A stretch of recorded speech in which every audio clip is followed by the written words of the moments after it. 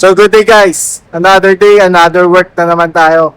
So after mag-turnover ng re-relievoan natin, checkin agad natin yung lubid, mga security seals, yung kung dikit pa ba yung barko sa pantalan. Siyempre checkin din natin kung may mga traces ng langis sa kubyerta. At saka kung ilan yung tao on board dahil nandito tayo ngayon sa Richards Bay. So may mga stowaway dito, kaya checkin natin lahat. Di totoo yan. Bola lang yan.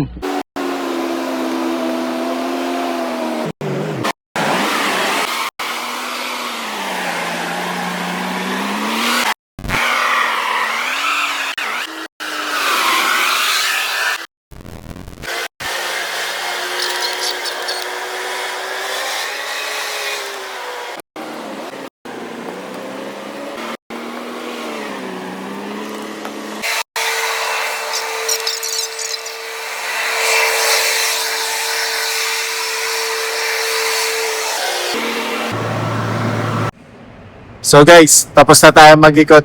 So lahat okay naman, no? Wow naman. Wow. Wow. So, meron ding deguardia sa proa. Tayo, naka-station tayo ngayon sa poop deck ng barko. So, meron din tayong gangway watch. Tapos ngayon, yung loading ay nasa, ayun na, saan ba?